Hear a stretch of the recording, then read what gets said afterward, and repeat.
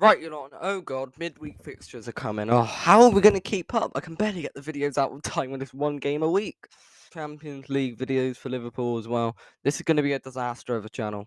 Really setting the expectations high. But it's time for the Premier League predictions. Now, I'm off for 2 weeks in a row where I've hit double figure. The first 2 weeks I flopped harder than Pineda in a boxing ring. But now I'm actually off to a decent start. I'm trying to get the swing to it. I know the forms of the team now, and we're not having random results like Fulham nicking a draw, Liverpool, Leeds beating Chelsea. No, things are trying to go in a bit about how you'd expect now. The first match is on tomorrow when I'm filming this, which is great because I have to try and get this out for Wednesday. Now, we've got Crystal Palace against Brentford. Now, Brentford, despite getting that win over Manchester United, haven't shown the best form. Not only getting away with a point out of Everton and Fulham, who were both relegation candidates, and no, they didn't even get a point against Fulham. They lost to Fulham, got a point out of Everton, and got a point out of Leicester, who are probably the bottom, who are like the worst team in the league currently.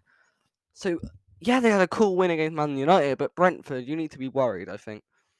They're playing Crystal Palace, who have had very good form. They completely bottled it against Manchester City. I mean, they were 2-0 up at half time. And you couldn't even get a point out of the game. My God. You let in 4 goals. It was an abysmal showing, but I'm going to go for a 3-0 Crystal Palace win. This will be easy.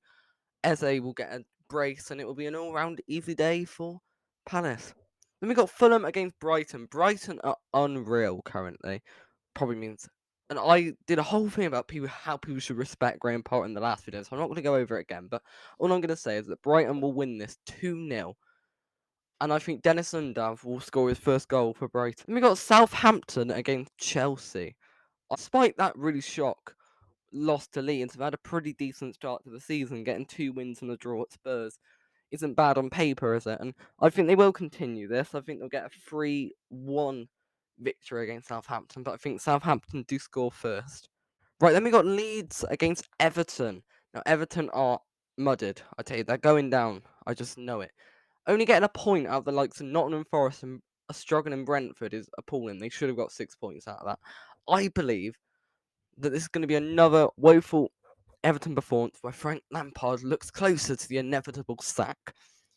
Yeah, I think Leeds will win like 3. No, I'll go 2-1. Bournemouth against Wolves. Now, how can Bournemouth recover after a 9-0 battering? And they're lucky they've got Wolves, a team that you might as well put my Nana's striker because they still would score the same amount of goals. They just don't really score, do they? But I think this will be a simple 2-0 Wolves win. I don't think it'll be another 9-0 because Wolves can't score for the life. Man City is Nottingham Forest. You know what? 9-0. Why not? Erling Haaland to score 7 goals. Gundogan will score a goal and Ederson to score. You might as well predict it after last week. Arsenal against Aston Villa. My God, Arsenal are about to win their first 5 in a row because there's no way Aston Villa are going to win this match. And I'm sorry, I'm going to stick with this. If I'm on this reaction, Arsenal have lost to Aston Villa, then it's over. You ain't getting top 4 because Aston Villa at the moment are terrible.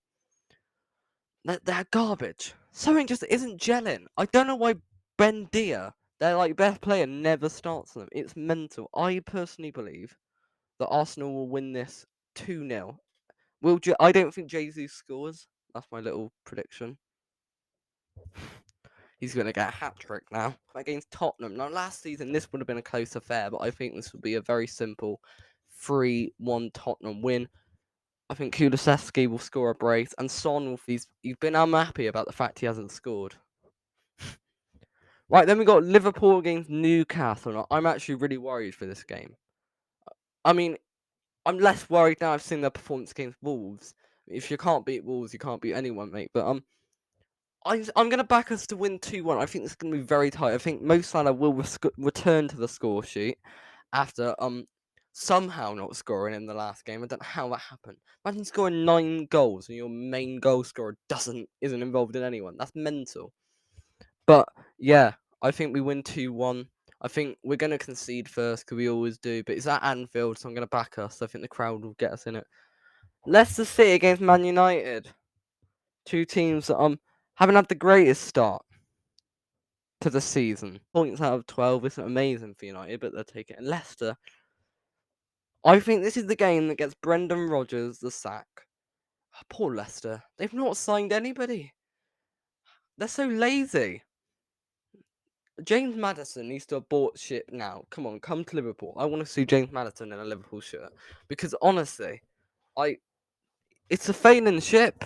You can just see it from a mile away. I think this will be the 3rd win in a row for Man United. This will be a 2-1 win.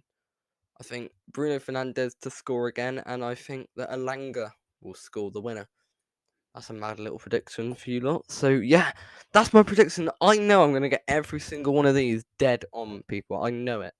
I'm so confident in this fact. So please subscribe. I hope you love it.